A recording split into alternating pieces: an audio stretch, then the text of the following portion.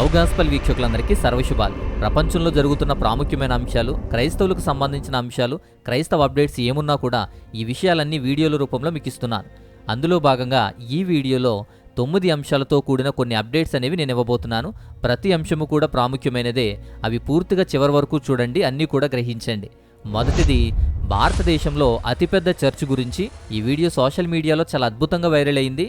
అయితే ఆ చర్చ్ యొక్క లైటింగ్స్ కానీ ఆ ఎఫెక్ట్స్ కానీ చాలా ఆకర్షణీయంగా ఉన్నాయి. భారతదేశ సమైక్యతను చాటేందుకు, అలాగే దేశం యొక్క త్రివర్ణ పతాకం, ఇలా కొన్ని ఎఫెక్ట్స్తో చాలా అద్భుతంగా ప్రదర్శించబడింది. అసలు ఎక్కడుంది ఈ చర్చ్ అంటే, ఇది కేరళకు సంబంధించిన వీడియో. కేరళలో త్రిశూర్ అనేటువంటి ప్రాంతంలో Basilica of Our Lady of Dolours అనేటువంటి ఒక చర్చ్కు సంబంధించింది. బాసిలికా అది పుతన్పల్లి అని పిలువబడుతుంది. భారతదేశంలోనే అత్యంత ఎత్తైనటువంటి చర్చ్ కూడా ఇదే. 260 అడుగుల ఎత్తుంటుంది ఈ చర్చ్. పుతేస్పల్లి అని పిలువబడుతుంది, అంటే న్యూ చర్చ్ అని పిలువబడుతుంది. అయితే ఇది ఒక మినీ బాసిలికా లాంటిది. భారతదేశంలోనే ఎత్తైనటువంటి చర్చ్, ఆసియాలోనే 3వ ఎత్తైన చర్చ్ ఇది.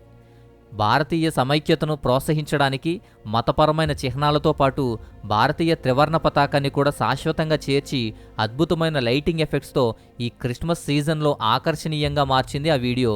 అద్భుతమైన ఆ వీడియోని ప్రదర్శించింది ఈ చర్చ్. ఇక రెండో విషయం, ప్రపంచం అంతమైపోతుంది, ఈ డిసెంబర్ 25న ప్రపంచం అంతమవుతుంది అని చెప్పి ఒక న్యూస్ అనేది ఉంది.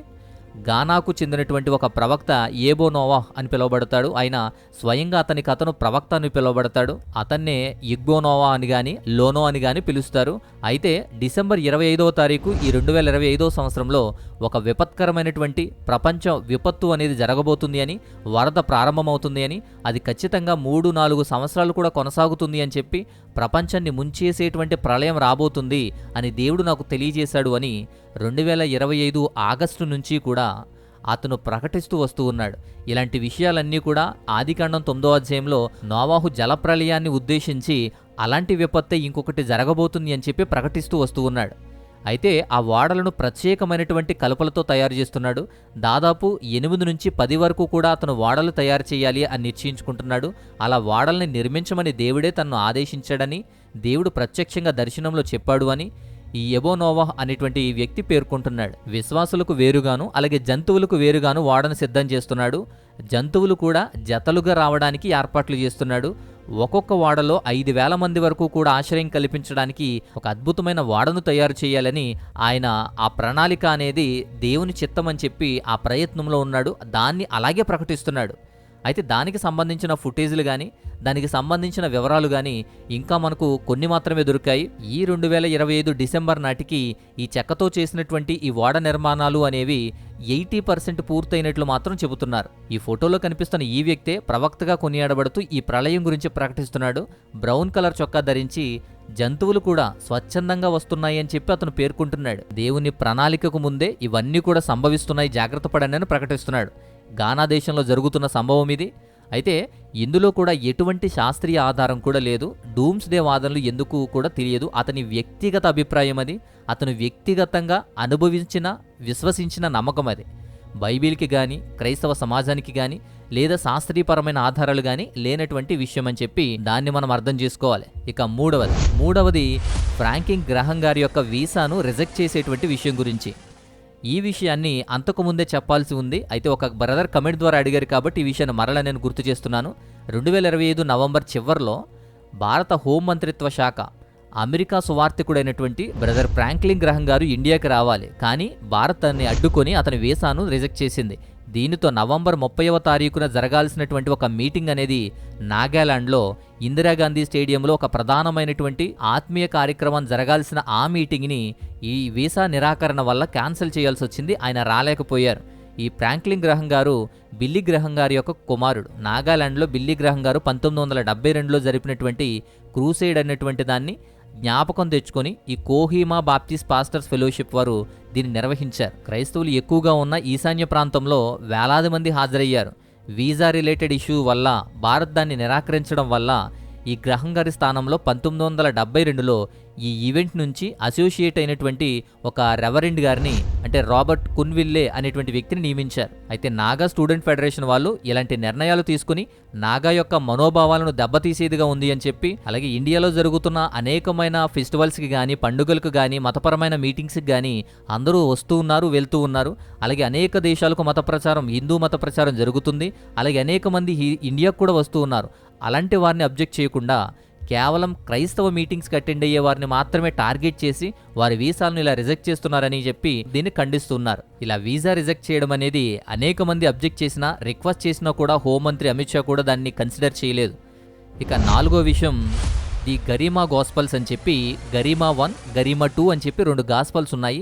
పురాతనమైనటువంటి ఒక అద్భుతమైనటువంటి బైబిల్గా ఇవి గుర్తించబడ్డాయి. ఇథియోపియాలో అబ్బా గరిమా అనేటువంటి మొనాస్ట్రీలో ఉంచబడింది. ఇది గరిమా సువార్తలు అంటారు, గరిమా గాస్పల్స్ అంటారు. ప్రపంచంలో పురాతనమైన ఓల్డెస్ట్ ఇల్యూటెడ్ గాస్పల్స్ ఇవి. 5వ శతాబ్దపు ప్రారంభంలోనే ఇవి రాసి ఉండొచ్చు అని చెప్పి కార్బన్ డేటింగ్ చేసిన తర్వాత ఇది తేలింది. పురాతనమైన గీజ్ స్క్రిప్ట్లో ఇది ప్రత్యేకంగా తయారు చేయబడిందని, అలాగే ఇది మేక చర్మం మీద పార్చమెంట్ పై వ్రాయబడ్డాయి అని చెప్పి చెబుతున్నారు. ఇవి 2 సువార్తలు, గరిమా 1, గరిమా 2 అనేవి. ఈ 2 సువార్తలు కూడా బైబిల్ యొక్క స్పష్టమైన విషయాలు, బైబిల్లో ఉన్నటువంటి 4 సువార్తలు కూడా ఇందులో ఉన్నాయి. గరిమా అనేటువంటి ఒక ప్రీస్ట్ ద్వారానే, ఒక నన్నైనా అయ్యుండొచ్చు లేదా ఒక ప్రీస్ట్ అయినా అయ్యుండొచ్చు, ఆ గరిమా ద్వారానే దేవుని సహాయంతో ఒక రోజులోనే అద్భుతంగా ఇవన్నీ కాపీ చేశారని చెప్పి ప్రతి సువార్తలో కూడా అలంకరించబడినటువంటి కోనాన్ యొక్క టేబుల్స్ ఉంటాయి, యూసిబీసియస్ విభాగాలు ఉంటాయి. కలర్స్ను ఉపయోగించి రంగురంగుల చిత్రాలతో దీన్ని తయారు చేశారు. అయితే గరిమా 1, గరిమా 2 కంటే కూడా కొంచెం ముందే ఉండేది. 1940లో ఇవి మరలా కనుగొనబడ్డాయి. 2000 సంవత్సరంలో అడ్వాన్స్డ్ ఇమేజ్ ద్వారా దాన్ని అనలైజ్ చేసి, అంటే ఇథియోపియన్ హెరిటేజ్ ఫండ్ ద్వారా దాన్ని అనలైజ్ చేసి చురుకైనటువంటి ఒక ప్రార్థనా వస్తువుగా దాన్ని కాపాడుతూ ఉన్నారు. పైగా ఎన్ని సంవత్సరాలైనా కూడా ఈ మేక చర్మం మీద లిఖించబడినటువంటి ఇవి చెడిపోకుండా ఇంకా భద్రంగా ఉంచబడ్డాయి అని చెప్పి తెలుస్తోంది. ఇక 5వది 300 మంది పోలీసులు అఫీషియల్గా బ్యాప్టిజం సెరమనీలో పాల్గొన్నారు. ఇది ఎక్కడ అంటే అర్జెంటీనాలో 2025 డిసెంబర్ స్టార్టింగ్లో జువాన్ వుటిసిస్ పోలీస్ అకాడమీ వారు 312 మంది Buenos heirs provincial police cadets అంటారు. వీరు ఈ ప్రజా సువార్థిక బ్యాప్టిజంలో, ఎవాంజలికల్ బ్యాప్టిజం సెరమనీలో పాల్గొన్నారు. ఈ వేడుక 2025 డిసెంబర్ 5వ తారీఖున శుక్రవారం నాడు ఈ అకాడమీ మైదానంలోనే జరిగింది. అక్కడ ఈ క్యాడెట్స్ బహిరంగంగా క్రీస్తు మీద విశ్వసించి తమ విశ్వాసాన్ని ప్రకటించుకొని నీటిలో బాప్తిజం కూడా పొందారు. అర్జెంటీనాలో అతిపెద్ద ప్రాంతీయ పోలీస్ దళంలో సువార్తను అంగీకరించి ఇలాంటి విశ్వాసాన్ని పొంది బలముగా బాప్తిజం తీసుకోవడానికి ప్రేరేపించబడడం కూడా అద్భుతమైన విషయమే. అర్జెంటీనాలో సాంప్రదాయబద్ధంగా రోమన్ క్యాథలిక్లే ప్రధానమైనది అయినప్పటికీ కూడా ఇటీవల సంవత్సరాల్లో ఈ ప్రొటెస్టెంట్ ఎవాంజలిజం అనేది చాలా విస్తృతంగా, చాలా అభివృద్ధి చెందుతుంది. అలా గణనీయమైనటువంటి ఈ పెరుగుదలలో భాగంగానే అనేక మంది బ్యాప్తిజం తీసుకొని దేవుని దగ్గరకు, దేవుని చెంతకు వస్తున్నారు. అలాగే ఈ పోలీస్ దళం కూడా అద్భుతంగా ఒక రికార్డ్ని నమోదు చేసింది. ఇక 6వ విషయం కమీలా రోడ్రిగ్స్ అని చెప్పి ఒక నన్ సోషల్ మీడియాలో అకస్మాత్తుగా కనిపించి అద్భుతంగా వైరల్ అయింది. ఎవరు ఈమె అని తెలుసుకుంటే కమీలా రోడ్రిగ్స్ కార్డోజో అని చెప్పి 21 సంవత్సరాలకు చెందిన బ్రెజిలియన్ ఆమె. బ్రెజిల్లో పాటోస్ డి మీనాస్ అనే ప్రాంతానికి చెందినటువంటి వ్యక్తి. ఆమె అద్భుతమైనటువంటి మోడల్. ఆమె మిస్ రైజింగ్ సన్ టీన్ కాంటినెంట్లో విజయవంతంగా గెలుచుకుంది. అలాగే మిస్ బ్రెజిల్లో పాల్గొంది, మిస్ యూనివర్స్లో పాల్గొంది. ఇలా ఒక మోడల్ ఆమె. అన్నీ విడిచిపెట్టి దేవుణ్ణి విశ్వసించి దేవునిలోకి వచ్చింది. సిస్టర్ యావా అని పిలువబడుతుంది. ఒక నన్గా మారిపోయింది. 9 సంవత్సరాల వయసు ఉన్నప్పుడు ఈ కమీలా తండ్రిని కోల్పోయింది. మోడలింగ్ని ఇష్టపడి మోడలింగ్లోకి వచ్చి సక్సెస్ఫుల్ విమెన్గా ముందుకు వెళుతూ ఉండగా కూడా మోడలింగ్గా ఉండటం తన హృదయాన్ని నింపలేదు అని చెప్పి ప్రతిరోజు కూడా ప్రార్థిస్తూ చర్చి వైపు తిరుగుతూ ఉండేది. ఒకసారి ఒక ప్రసంగం వింటున్నప్పుడు ఆమె మారింది. ఆమె చుట్టూ ఒక లైట్ని అనుభవించింది. 18 సంవత్సరాల వయసులో ఆమె శాంటాడి జెనెట్రిక్ అనేటువంటి సమాజంలో, అంటే బ్రెజిల్లో రోమన్ క్యాథలిక్ చర్చ్ నుండి ఆమె స్వతంత్రంగా ఆ చర్చిలోకి ప్రవేశించింది. ఆ తర్వాత దేవుణ్ణి స్వయంగానూ పరిపూర్ణంగానూ ఒప్పుకొని సిస్టర్ ఈవాగా మారిపోయింది. సిస్టర్ ఈవా ప్రవక్తన లోతైనటువంటి ఆత్మీయ విశ్వాసాన్ని ప్రతిబింబించేటువంటి వ్యక్తిత్వంగా మారింది.